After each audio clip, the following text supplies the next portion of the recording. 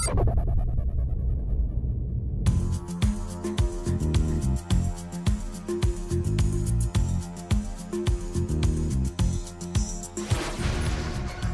man, you gotta get up. Salut à tous et bienvenue dans Story Série saison 1, épisode 33. Cette semaine, la showrunneuse de 10%, Fanny Herrero, vous raconte les séries qui ont changé sa vie. I can't wait. Et on analyse Atlanta, série virtuose et militante signée Donald Glover.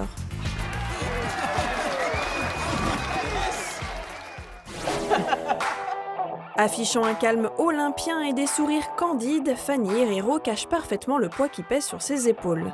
Celui d'une des séries françaises les mieux cotées du moment, 10%. C'est bon pour toi?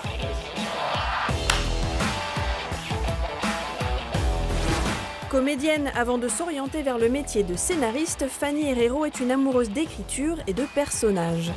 Depuis 6 ans, celle qui a fait ses armes sur Un village français, Fais pas ci, fais pas ça ou encore Kaboul Kitchen mène la barque 10% et en dirige le pool d'auteurs. Quelles sont les séries qui ont éveillé en elle l'envie de raconter des histoires? Réponse tout sourire. Votre premier coup de foudre pour une série, la première fois où vous vous êtes dit « ça me parle ». Premier coup de foudre, c'est Twin Peaks. Oh oui. Bah oui, forcément. C'était quand même un peu une pionnière. Elle est arrivée un peu avant la grande révolution des séries. Et du coup, je l'ai regardée en VHS avec mon copain de l'époque. C'est trop bien. Le coffret avec la montagne, là. Bien sûr, on l'a bingé. À l'époque, ça se disait pas, mais c'est quand même ce qu'on a fait. Et c'était un choc, mais inouï. Après, je me rends compte que ça a de singulier, donc c'est même pas... Encore une fois, c'est un peu hors catégorie, hors compétition, Twin Peaks. Mais c'était sur un récit comme ça, fleuve... où on suit des personnages dans des pérégrinations complètement inattendues, insolites. Et puis bon, c'était lui, quoi. Donc, ouais, c'est ça.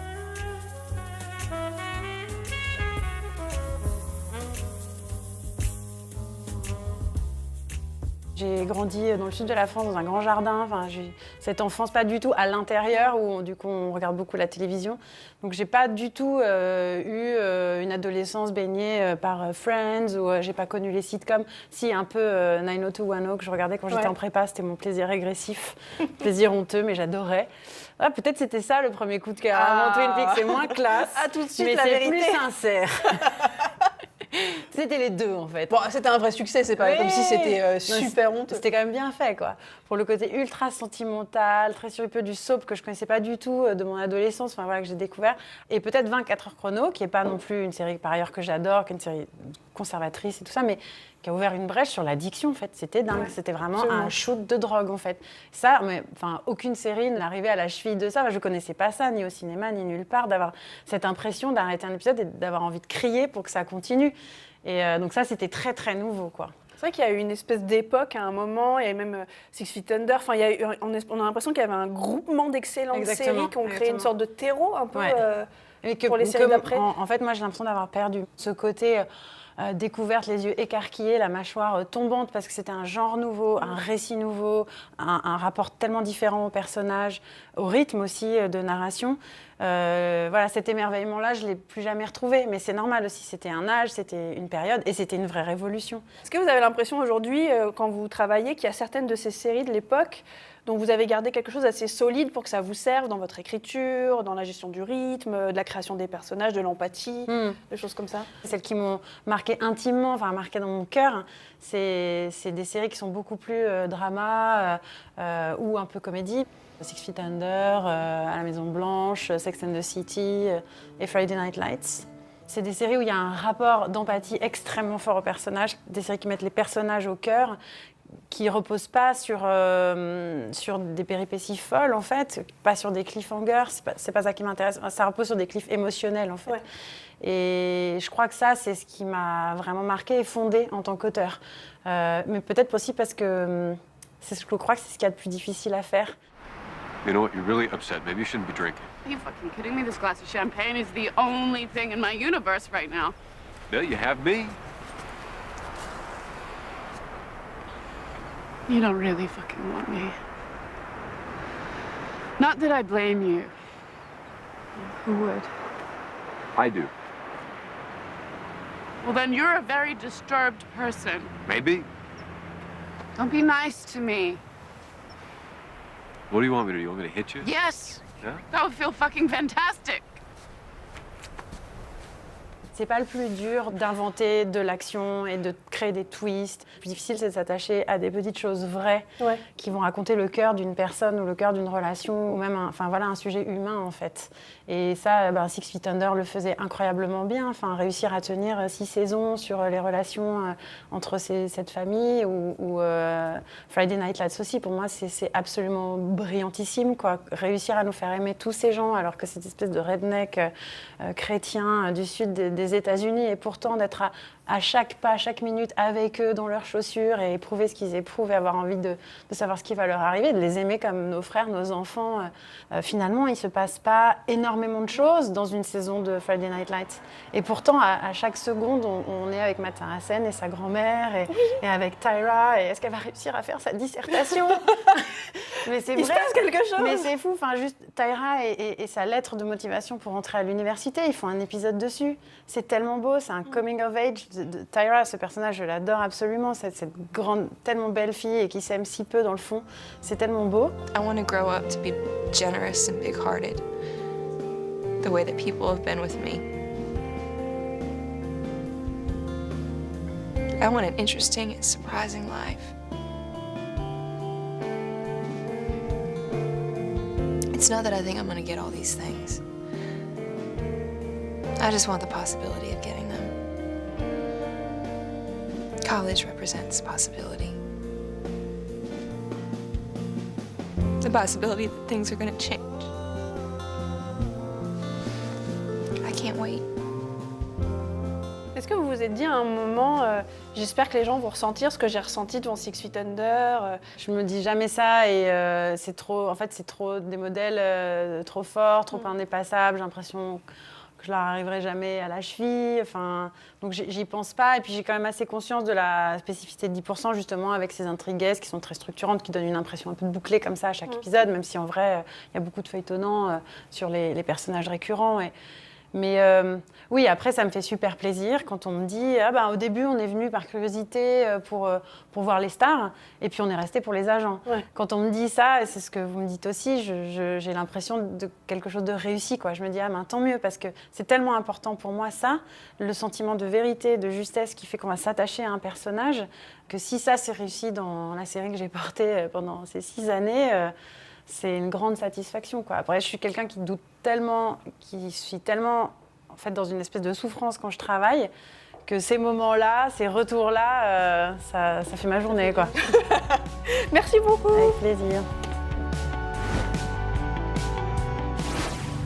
I just keep losing. I mean, some people just supposed to lose. For balance in the universe, I mean. En septembre 2016, Donald Glover présentait fièrement sa série Atlanta et Earn, son héros mélancolique et désespéré. 2 ans plus tard, Glover est l'artiste le plus hype du moment. La loose, c'est terminé. Avec plus de 180 millions de vues pour son dernier clip, This Is America, et une intronisation épique à l'univers Star Wars dans la peau de Lando Calrissian,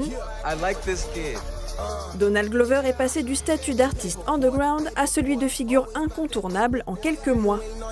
Mais son plus gros hold-up à ce jour, c'est Atlanta, une série présentée comme une plongée dans les méandres de l'industrie musicale, devenue un pamphlet politique brûlant comme le prouve sa 2e saison qui vient de s'achever. Les journalistes Émilie Semiramoth et Nicolas Robert analysent le phénomène. Excuse me, sir. Fuck off. I know, right? Au départ, on pensait avoir une petite série, comme on a déjà vu à plusieurs reprises, qui allait raconter les coulisses de l'industrie musicale et savoir comment un rappeur qui est en train d'émerger commence à faire son trou et comment son manager l'aide à faire sa publicité. I still know people at Diamond House, promoters, people who manage big-time artists now, man. Ooh, boy, you think you slick. You coming in here acting like you saving me when really I'm saving you again. Nigga, I'm trying to help you, man. Nigga, I ain't feeling heard from you since my mom's funeral. And the first thing I hear out your mouth is, let's get rich. Walk, man. Sauf qu'au final, oui, Donald Glover raconte cette histoire-là, mais il raconte surtout bien plus. Il raconte un quotidien, il raconte un contexte social, un contexte politique. Et quand on grandit dans une ville comme Atlanta, qui est une ville à majorité noire, qu'on vient d'une classe moyenne, on passe d'être marginalisé, pour sortir de ce contexte, pour réussir sa vie, il faut déployer une énergie incommensurable. Et c'est vraiment le propos de Donald Glover, c'est de faire prendre conscience aux gens qu'il y a une citoyenneté à deux vitesses selon que l'on est noir ou blanc aux États-Unis. What? That's Hold on right there. Excuse me, sir. I know you don't know me, but I just tried to pay with 100, and they told... Wow. Okay, let's get out of here. Yeah. Je connais pas beaucoup de séries qui a autant évolué entre son idée de départ et l'ensemble des questions qu'elle va aborder. C'est d'ailleurs assez fou de se dire que FX a accepté, à partir de ce pitch-là, de partir sur quelque chose de complètement différent. Aussi percutante que juste et intelligente, Atlanta déploie ses épisodes comme autant de fables sociales modernes, racontant avec justesse la réalité et les angoisses de la communauté afro-américaine. Un récit tragicomique proche du Get Out de Jordan Peele, brûlot contre le racisme aux confins de la folie, nommé 4 fois aux Oscars. Les thématiques de Get Out et les thématiques d'Atlanta sont sœurs. Ils creusent le même sillon en fait, ils se posent les mêmes questions. Et c'est pour ça qu'on peut facilement faire le parallèle autour d'une séquence, autour d'une scène, autour d'un épisode tout entier.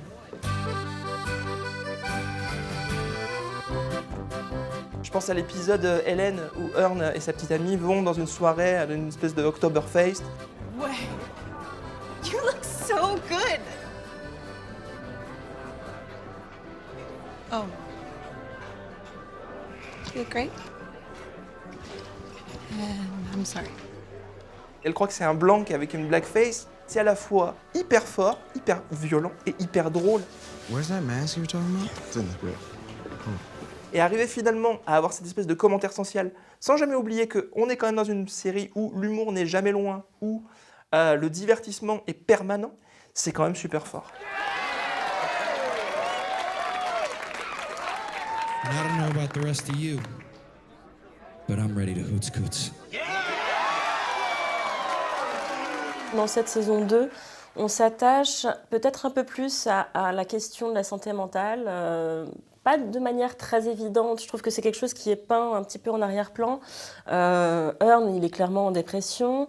Alfred, alias Paperboy, aussi. Il y a d'ailleurs un épisode qui lui est entièrement consacré et qui montre de manière très figurative sa dépression quand il se perd dans les bois, qu'il ne retrouve pas son chemin et qu'il ne sait pas ce qu'il doit faire pour sortir de ce mauvais pas, comme pour sortir du mauvais pas dans lequel il est dans sa vie en général. Please! You're stubborn and you're black.